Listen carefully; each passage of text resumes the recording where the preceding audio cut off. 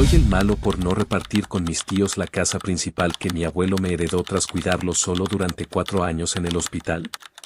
Mi nombre es Eustolio, tengo 29 años y soy ingeniero en sistemas computacionales.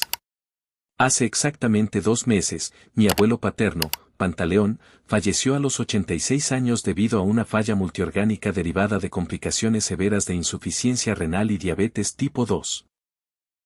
Mi abuelo no solo fue el pilar fundamental de nuestro hogar, sino el hombre que me crió como a un verdadero hijo cuando mi padre falleció trágicamente en un accidente automovilístico cuando yo apenas tenía 8 años. Para mí, el abuelo Pantaleón lo era absolutamente todo, mi maestro de vida, mi guía, mi mayor orgullo y el ejemplo vivo de lo que significa la integridad, el trabajo duro y la lealtad familiar. Sin embargo, tras su partida, lo que debería ser un periodo de luto, reflexión y respeto a su memoria se ha transformado en una pesadilla legal, social y emocional. Una guerra abierta donde la totalidad de mis tíos paternos me tachan de manipulador, ladrón, ventajoso, frío y desalmado, amenazándome formalmente con llevarme a los tribunales por disputar la propiedad que mi abuelo me dejó por plena voluntad. Para comprender a fondo el nivel de descaro, cinismo e hipocresía de mi familia paterna, es necesario retroceder 4 años en el tiempo, justo cuando la salud de mi abuelo colapsó por primera vez. Mi abuelo era dueño de un patrimonio considerable que construyó desde abajo trabajando como contratista de obras públicas. Una finca de producción agrícola de cítricos, un par de locales comerciales arrendados en el centro de la ciudad y la joya de la corona, una majestuosa casa principal de estilo neoclásico con jardín amplio, 6 habitaciones y acabados de cedro, valuada en una cifra millonaria. Cuando los médicos nos informaron que mi abuelo requería hemodiálisis 3 veces por semana, monitoreo constante de signos vitales, administración rigurosa de medicamentos intravenosos y cuidados de enfermería intensivos de 24 horas, convoqué a una reunión urgente con sus 3 hijos sobrevivientes, mis tíos Filomena, Herculano y Prisciliana. En esa reunión, les expuse con total claridad la gravedad del diagnóstico médico y les propuse organizar un calendario equitativo de turnos de cuidado nocturno y apoyo económico para cubrir los insumos médicos, enfermeras de guardia y traslados en ambulancia. La respuesta de mis tíos me dejó completamente petrificado. Uno a uno. Con una frialdad pasmosa, se lavaron las manos. Mi tío Filomena argumentó que sus compromisos ejecutivos y sus constantes viajes de negocios le impedían perder el tiempo en salas de urgencias. Mi tío Herculano afirmó de manera tajante que él no tenía estómago para ver el deterioro físico de su padre y que prefirió guardar un buen recuerdo de él en vida. Y mi tía Prisciliana declaró sin rodeos que ella bastante tenía con atender a sus propios hijos adultos y que la pensión del abuelo debía bastar para todo. Ninguno ofreció un solo centavo de apoyo económico ni un solo día de su tiempo. Ante el abandono total de sus propios hijos, tomé la decisión más drástica y determinante de mi vida. Ajusté mi carrera profesional de inmediato. Hablé con la directiva de la empresa donde trabajo para cambiar mi modalidad a trabajo remoto por objetivos, adaptando un escritorio portátil improvisado dentro de los cuartos de hospital y las salas de espera. Durante 4 años enteros, mi vida personal, mi juventud, mis relaciones de pareja y mis proyectos personales quedaron congelados en un segundo plano. Pasé semanas, meses y años enteros durmiendo en un sillón reclinable rígido e incómodo al lado de la cama de hospital de mi abuelo, levantándome cada 3 horas para verificar sus niveles de glucosa, limpiando sus heridas de postración, cambiándole los pañales para adulto cuando la incontinencia lo abrumaba y sosteniendo su mano temblorosa durante las noches de fiebres altas y alucinaciones. Durante ese largo calvario de 4 años, el grupo de WhatsApp que creé para informar a la familia sobre el estado de salud de mi abuelo era un desierto absoluto. Les enviaba reportes diarios, fotos de las recetas médicas, fechas de cirugías complejas y llamados desesperados de apoyo cuando yo me encontraba al borde del colapso físico por la falta de sueño. Mis tíos ni siquiera se molestaban en abrir los mensajes, dejando las notificaciones en visto durante semanas. Solo aparecían de manera esporádica cada 6 u 8 meses para tomarse una fotografía rápida de 10 minutos con mi abuelo en el jardín, Subirla a redes sociales con textos conmovedores sobre el amor a los padres para guardar las apariencias frente a sus conocidos, y retirarse de inmediato sin dejar un solo peso para las medicinas de ese mes. Cubrí más del 80% de los gastos médicos extraordinarios directos de mis ahorros personales y créditos bancarios cuando las pensiones del abuelo resultaron insuficientes frente a las facturas de la clínica privada.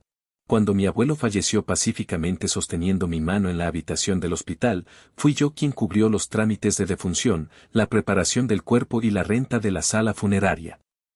Mis tíos llegaron al velorio vestidos de luto riguroso, llorando amargamente frente al ataúd y aceptando las condolencias de los vecinos como si hubieran sido hijos ejemplares. El luto ni siquiera duró un mes. A las 3 semanas del sepelio, mi tía Prisciliana comenzó a enviar mensajes exigiendo la entrega de las llaves de la casa principal para ponerla a la venta de inmediato a través de una agencia inmobiliaria y repartir el cheque en partes iguales entre los 3 hermanos y yo, dándome a mí la parte correspondiente a mi difunto padre. La bomba atómica estalló el viernes pasado en la notaría pública de la ciudad durante la lectura oficial del testamento de mi abuelo. Mi abuelo, completamente lúcido, asesorado por un jurista de prestigio y consciente de la traición y abandono de sus hijos, dejó un testamento firmado 2 años antes de morir. En él, dispuso que los locales comerciales y la finca agrícola se repartieran entre mis 3 tíos como su legítima herencia paterna, pero estipuló con absoluta claridad, precisión legal y contundencia que la casa principal de la familia, con todo su terreno, mobiliario e historial, me pertenecía de forma 100% exclusiva a mí, Eustolio. El notario procedió a leer la carta que mi abuelo adjuntó al expediente, redactada con su propia letra. Le entrego la llave de mi casa y el corazón de mi patrimonio a mi nieto Eustolio. Él fue el único que no me abandonó en la oscuridad, el único que sacrificó su juventud para velar mi sueño, limpiar mi cuerpo y darme dignidad hasta el último segundo de mi vida. Esta casa es el pago a su lealtad incondicional. Sus tíos ya recibieron en vida más de lo que merecían y no tienen derecho alguno sobre este techo. El ambiente en la notaría se volvió dantesco en un segundo. Mi tío Filomena se levantó de la silla enfurecido, lanzando insultos obscenos contra la memoria de mi abuelo y gritándome a la cara que yo era un embaucador, un manipulador de ancianos y un ratero de poca monta. Mi tía Prisciliana comenzó a gritar en histeria acusándome de haber sedado a mi abuelo con los medicamentos del hospital para obligarlo a firmar ese documento a mis espaldas, mientras mi tío Herculano me amenazó directamente con golpearme en la vía pública si no firmaba un acuerdo de renuncia de derechos en ese mismo instante. Les respondí con la voz más firme, helada y serena que he tenido en toda mi vida. El abuelo firmó ese testamento con plena lucidez porque vio cómo sus propios hijos lo dejaron morir solo mientras ustedes disfrutaban de sus vidas. Durante 4 años no estuvieron dispuestos a pasar una sola noche en el sillón de un hospital, pero hoy vienen a reclamar las paredes que nunca ayudaron a mantener. La casa es mía por voluntad de mi abuelo y no voy a cederles ni una sola piedra. Desde esa misma tarde, la familia entera me ha declarado la guerra absoluta. Mis tíos han contratado a un despacho de abogados litigantes para interponer una demanda formal de juicio de nulidad de testamento, alegando supuesta incapacidad mental de mi abuelo al momento de firmar y coacción psicológica por mi parte. Han creado una campaña de desprestigio masiva en redes sociales y entre los vecinos de la comunidad, publicando mi fotografía y acusándome de haber despojado a ancianos y de ser un criminal familiar. Mis primos me envían mensajes con amenazas de violencia física si intento mudarme a la casa principal, y la presión ha sido tan brutal que incluso algunos parientes lejanos me han llamado para sugerirme que por paz mental y familiar venda la casa, me quede con una parte y les entregue el resto a mis tíos para evitar un proceso judicial largo y desgastante.